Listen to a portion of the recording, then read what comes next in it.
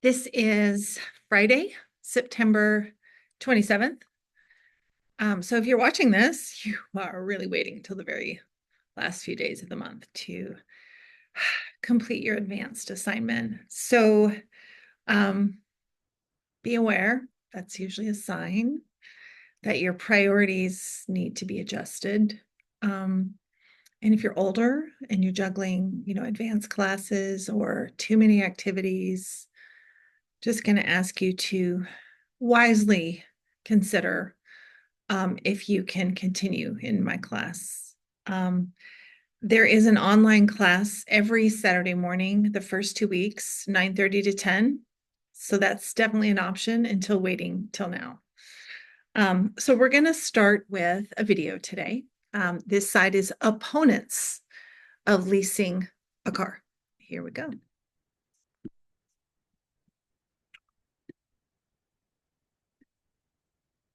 Are a lot of factors that we want to break down in today's video. In addition, there's also intangibles that you might want to consider before buying versus leasing a car, such as depreciation, maintenance plans, and just the feeling of overall ownership. Costs these days can vary quite widely as the current auto loan interest rates are higher than ever, bringing the average monthly car payment of a new car in America to almost $729 per month. If you do want a cheaper monthly payment, though, people usually tend to lease their cars in this situation. So I don't know if you know this already, but when you are leasing a car, you're basically renting the car for a set period of time. Usually about 3 years is the standard term. And at the end of 3 years, you need to give that car back to the car dealership. During those 3 years, you're making monthly payments on the car, and those monthly payments cover four different things. The first is depreciation. Since cars lose value over time, when you lease a car, what you're essentially doing is you're paying for how much the car's value goes down during the time that you're leasing it. For example, if a car is worth $30,000 at the beginning of the lease and then $20,000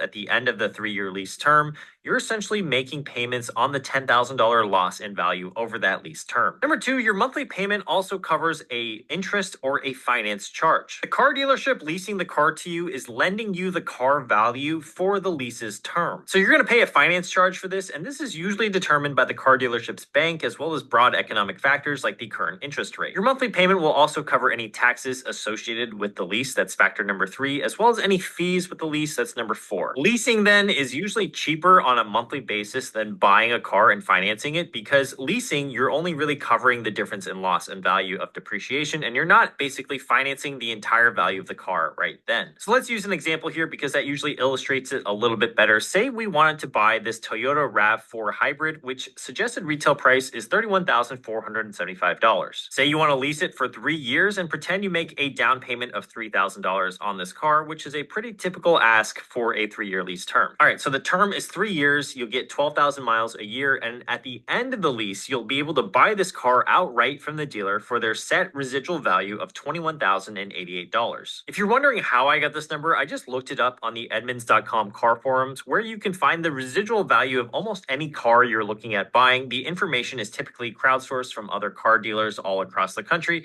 and usually just requires a Google search. You can see this post that I found from a couple months ago. This says that the RAV4 LE hybrid that we were looking at has a residual value of 67%. Really so high. I think we just multiplied 67% times our purchase price of $31,475. That means the total amount that you're going to pay on your car lease over 3 years is the $3,000 down payment, as we talked about before, as well as all of the payments added together. So that's $394 a month for 36 months. That brings our grand total to $17,184 to lease the car for 3 years. That's how much we would have paid in total.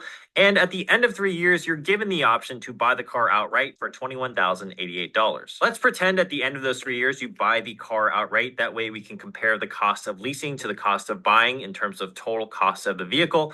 That means you're able to own your Toyota RAV4 hybrid after the lease ends for a total of $38,272. Okay, let's go ahead and run the numbers for buying the car. But before we do that, make sure to subscribe to this channel Sorry if you about haven't that. subscribed already. I'm planning on releasing a bunch of videos in 2024 about financial topics just like this one, and subscribing is free. When it comes to buying, you'll typically make a down payment on the car, and then you're going to finance the rest of the car over that term, whatever you choose. And the terms are usually a bit longer, usually 5 or 6 years. What that means is that you're taking out a loan with the financial institution that's usually provided to you by the car dealership, and you're making payments on that loan, so principal and interest, for the entire life of that loan until you pay off the car. Your interest rate is going to vary differently depending on what the economic factors are at the time, so what the interest rates are in the United States, as well as what your personal credit score is. With an excellent credit score these days, usually the interest rates for an auto loan are between 5 and 6%. So we'll use 6% in today's video. Now, of course, if you are watching this in the future and interest rates have come down, what you $1,000, and let's pretend that we're going to finance this vehicle for 5 years or 60 months. That means our monthly payment here is going to be $551 a month. We'll be paying that for 60 months.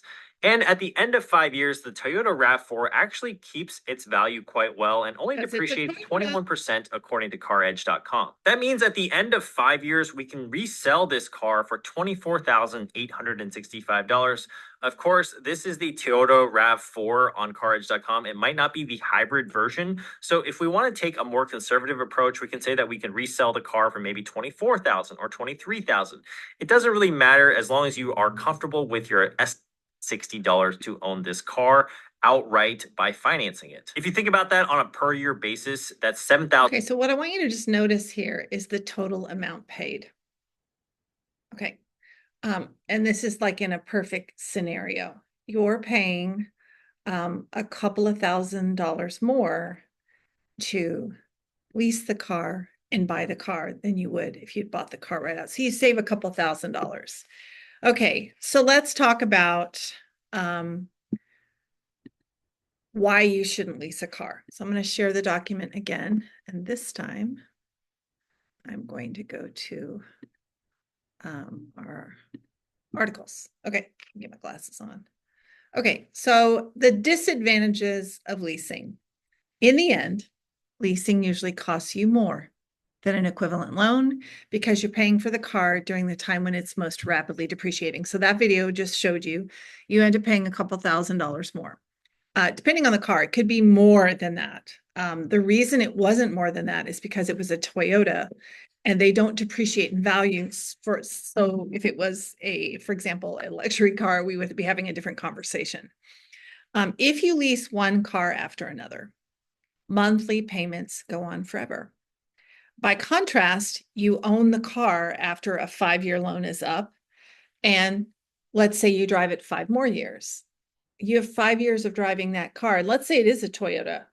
And remember, we talked about in the proponent side, we looked at that article, and I'll point to it here in a minute. If you have a Toyota, one of the top 4 cars out of the top 10, that usually is associated with lower maintenance costs. On average, $400 a year, $5,000 over 10 years. Even if you have a maintenance cost from the 5-year to the 10-year mark, it's negligible, right? If you're leasing, you're owing a monthly payment. It never ends. So over the long term, the cheapest way to drive is buy the car and keep it until it's uneconomical to repair. I used this example in class. My friend at the St. Anne Carnival in Coppell won the Mercedes sedan, and she's been driving it for 10 years, and they don't keep their value. I asked her what the residual value, what could she pay, what could she sell it for and get it? $5,000. So recently she's really struggling. I just put a lot of money into repairs. And I go, well, how much money did you put in? $5,000. And I go, how much money is it worth? $5,000. That's when you give up the car. And I said, why don't you want to give up the car? I like driving a Mercedes. Yeah. So we do a lot of dumb things. And she's a very financially smart person. But sometimes we do silly things to appear wealthy. Lease contracts have hidden drawbacks. So this is going to be our number one argument, the hidden drawbacks in a leased vehicle. For example, we talked about in proponents, a lot of these car dealerships will lease the car for you and say, well, we'll include the maintenance. We'll include the oil and filter and the maintenance on the car. And you're thinking, wow, that's amazing. Okay, but they have an ulterior motive. They have documentation of maintenance and they know that car is maintained because they own the car. They're going to resell the car at 3 years if you don't buy it. And they're sticklers. If you go somewhere else like Quick Lube or Quick Car or Christian Brothers, and they're not an authorized maintenance person, penalty fee, right? Um, Dings happen. I mean, if you've ever been in the high school parking lot at Coppell or any high school, hello, what are the odds someone's going to ding your door or hit you and not tell you? Pretty good. But if you've leased that car, you, the lessee, is responsible for turning that in optimal condition, acceptable condition. Normal wear and tear is fine. And I don't know if you know this, body work is not cheap. And your insurance company, you're probably not going to file with your insurance company because you probably have $1,000 or $2,000 deductible, and you're not even going to meet that. So that money is going to be out of pocket to fix those repairs. Yeah, they don't tell you those little hidden costs, do they? Right? What if you wreck the car? Like wreck the car. Yeah, your insurance doesn't pay all of the total. And insurance companies don't always pay, right? What you think they're going to pay. They will get away with paying as little as possible. And let's say you still owe money on the car. You can't get out of the contract. You signed a contract for 3 years. You have to pay off the loan, the lease. Simple as that. Um, and then you're buying another leased car, leasing another car. And so you may have two payments at the same time, which is crazy. The other drawback is the mileage. When you lease a car, they don't want more than 30,000 miles on the car. Now, you can negotiate more. I have never, my husband and I have leased two cars. We have never had a lease agreement with more than 30,000 miles on it. So the expectation is you're not going to be doing a lot of traveling on it. You're not going to take big road trips in your leased car, which would be foolish. You're not going to have a long commute and have a leased car. That's foolish. Okay, so it doesn't make sense to lease a car if you're going to have a long commute to work, if you're going to travel in your job, or say you're a realtor. Remember, I told you that was not a good example. But if you're a realtor, you're showing people houses, you're in your car a lot. That's probably not wise to lease a car. You're putting too many miles on the car. And guess what happens with a lease agreement if you go over the 30,000 mile mileage contract? Stiff penalty fees. Now, in your document, there are two different places, 10 to 50 cents or 50 to 80 cents per mile that you've gone over. It's going to cost you in the thousands if you go over the mileage. So huge disadvantage there. So yes, you have a lower monthly payment, but you've got to repair anything. You've got to turn that car in optimal condition, and you've got to make sure it is pristine. It's kind of like renting a gown. You can't have an iron mark. You can't have something happen like you rip the dress. That's not the condition you got it in. You have to turn it in the condition you got it in. What if you don't like the car and you've leased the car? You're kind of stuck. You're not kind of stuck. You are seriously stuck. They make ending the contract and early termination fees and penalties so stiff. You might have to pay off your lease just to get out of the contract. They don't make it easy. Whereas if you own the car, you can trade it in or resell it at any time. That's your vehicle. Okay, so I want to make sure. I'm going to go ahead and share the document here. Yeah, no, there. So disadvantages of leasing here, just went through those. There's a really good article. Buying a vehicle. So to argue against leasing, we want to argue for buying a vehicle. Yes, your monthly payments are lower if you lease a vehicle, but your payments are going towards the first 3 years depreciation of the vehicle, plus any interest charges. You're putting a lot of money into someone else's car that you're borrowing. Yes, your monthly payments are higher if you buy the vehicle, but your payment goes down to paying off your loan and putting equity in your vehicle. At the end of 5 years, you own that car. You don't have any uh, car payments after that 5 years. You keep it at the end of the loan term. Really good argument there. Should I buy or lease a car? Reasons to buy a car. You plan on keeping that car for years. Like you're investing. A lot of people who buy a Honda or a Toyota, they're looking at investing. You do a lot of mileage. Mentioned this before. The mileage limits of a lease impede how much and how far you wish to drive. So you probably want to compare those side by side. You have enough money for a down payment. You have enough money in your savings account to more than cover the monthly fees. Then you obviously buy. Leasing should be a short-term solution if you're cash poor. You're more concerned with long-term value than upfront costs. If you buy a car, the payments end when the loan is paid off. If you continue to lease, you lease until you never not have a car payment. And you don't mind driving an older car. And car maintenance and upkeep. What if you're a guy or a girl that knows how to change your oil or fix your car? I had a guy in my neighborhood, man, everybody took our cars to him. He just knew everything. Um, but he has a BMW he's restoring in his garage and he does it for joy. Um, so yeah, if you're good at that, you can have any car you want. You don't need to be leasing a car. 10 little known reasons not to lease a car. Leasing a car involves paying to drive a car for a short term. The leasing company buys the car from the dealership and lets you rent it from them. The process involves lower upfront costs and monthly payments compared to buying a new car, but you can only lease a car for a set period. At the end of your lease, you return the car, extend your lease, or do a buyout to purchase. So, reasons why you should not lease a car. Here's that mileage again. You see some repetition. Most car lease contracts include a mileage restriction. I've never seen 15,000 miles a year. I've never seen that. It's 10,000. While this range is more than enough, there are those people who travel for business or have a long commute.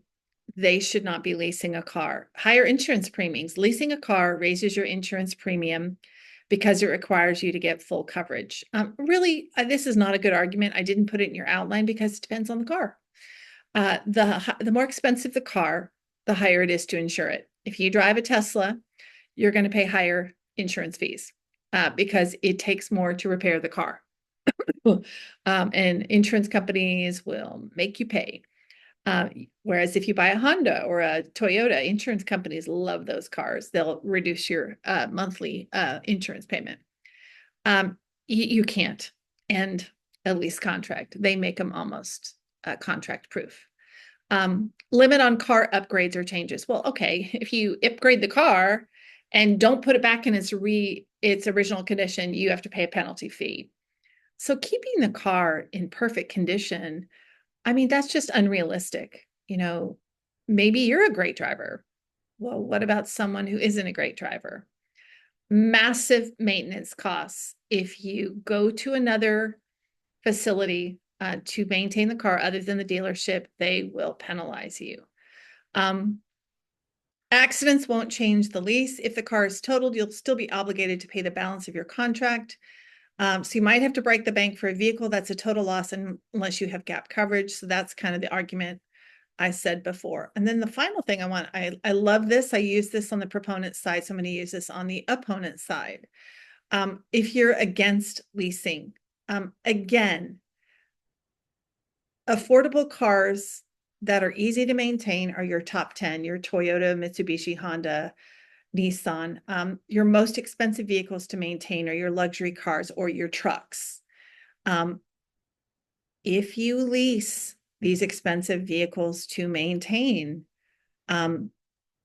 you're going to be paying higher maintenance if indeed something goes wrong or a repair needs to be done.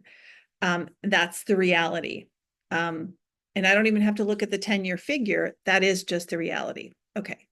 So I didn't need to do that. Go back to share. I meant to share the outline. Okay. So when it comes to financial decisions about what is best, leasing or buying a car, it depends on the financial stability and purpose for the vehicle. On the surface, leasing can seem appealing. Drivers can rent a luxury car, an EV, pay a lower monthly payment as compared to if they tried to buy the car with a conventional loan payment, which would be a higher monthly payment. So the problem with leasing a car, just bottom line, and just go ahead and follow the outline with me. We should have it in front of you. You never own the car. It's almost like you're not invested in the car because it doesn't seem like it's yours. So I remember my daughter rented a dress from Rent the Runway. It was $90 to rent it. She wore it to a wedding, and she put an iron to it and ruined the dress. The retail price was $900. Because she didn't return it in original condition, she had to pay the penalty. She had to pay the full retail price, and that was a used dress. It wasn't even worth that price. So you got to be careful with renting and borrowing. So making the decision to buy a car with a cash payment or loan payment means the vehicle is considered an asset. This built up equity can be used to resell or trade the car at any time. And if the maintenance costs become too high, like my friend with her Mercedes, sell the car or trade it in. The car is going to continue to depreciate no matter what car it is.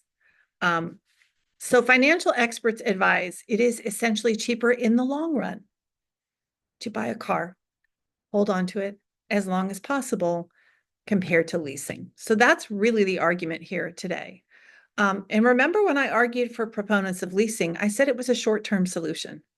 It is a short-term solution. And if you need a short-term solution and a short-term fix for 3 years, and you think your money situation will be different, then that's what you do. So the strongest argument against leasing a car really highlights the hidden drawbacks. On the surface, it appears leasing a car is a better deal, lower monthly payments. But the reality is you're paying more for a rented car by the end of that than what it's worth. The first 3 years for any vehicle is the time period when the car is the most rapidly depreciating in value.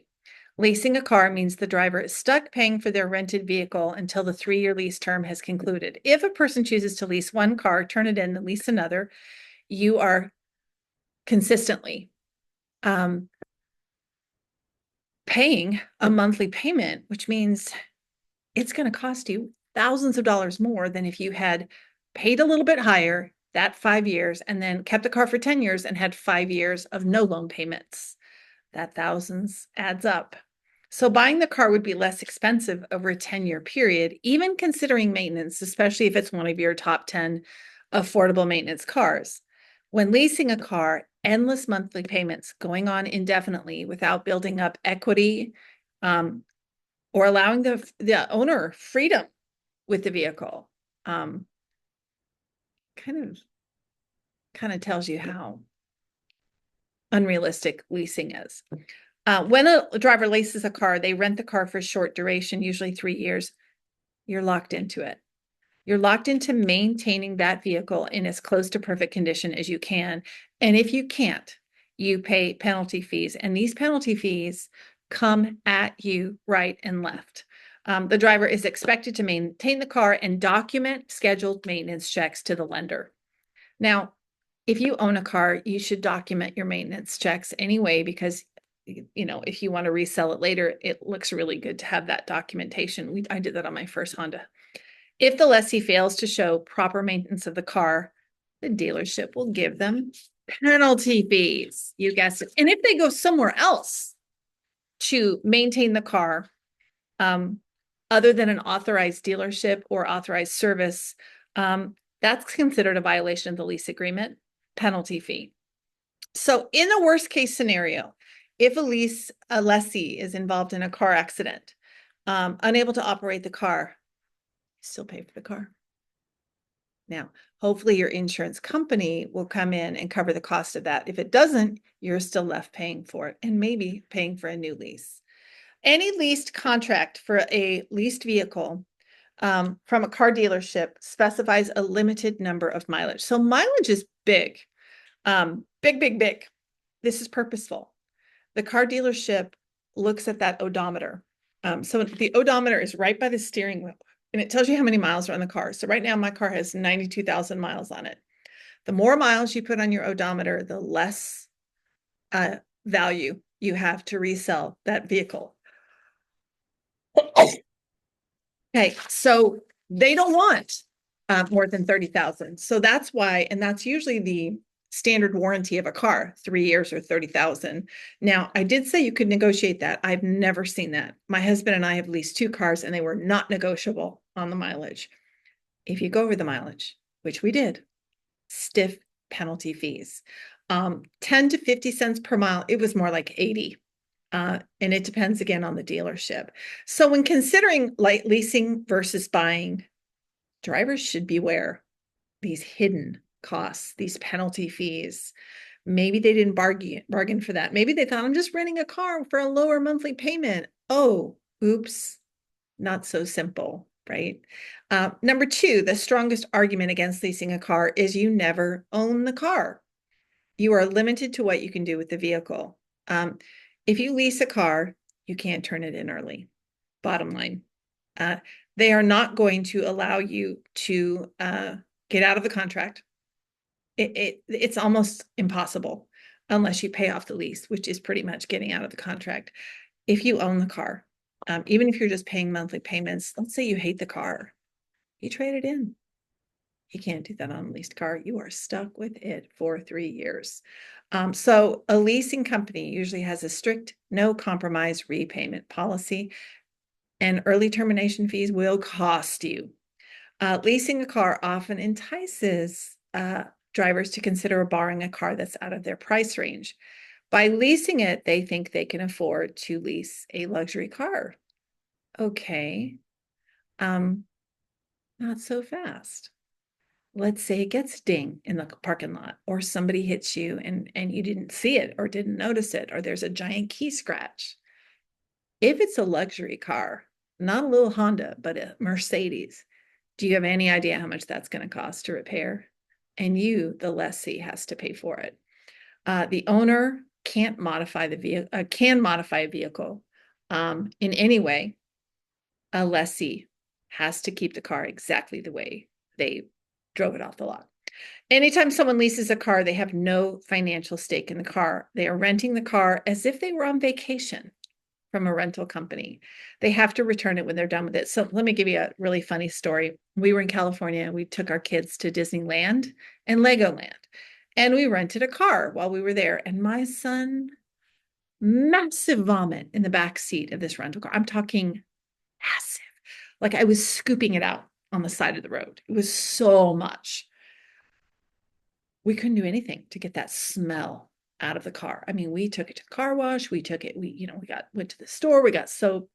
We turned it in to the rental company and we had to pay a penalty. And I think it was several $100s, like $250. Um, it's in a leased car is probably not a good idea. Think about what a mess kids are, right? Um, and then just maintenance wise, um, you buy a car that's known for its maintenance track record. Um, it's gonna save you money in the long run. So the buyer of a vehicle will save more money in the long run compared to someone who leases a car. So when it comes down to choosing to lease or buy, financial experts, not me, not your parents, which you probably won't listen to us, usually 9 times out of 10, it is more financially beneficial to purchase a car.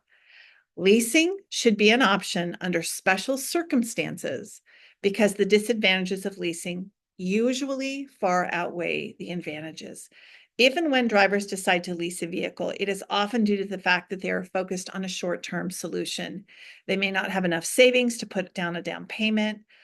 Because a lease requires a small down payment, lower monthly payments, it's often affordable, especially for new college graduates, someone who's financially strapped for cash. But the question to ask is, does leasing a car make financial sense? Experts advise buying a car over leasing most of the time. Okay, that concludes opposition, those opposed to leasing a car. And this is my last recording of the month. Thank you for watching.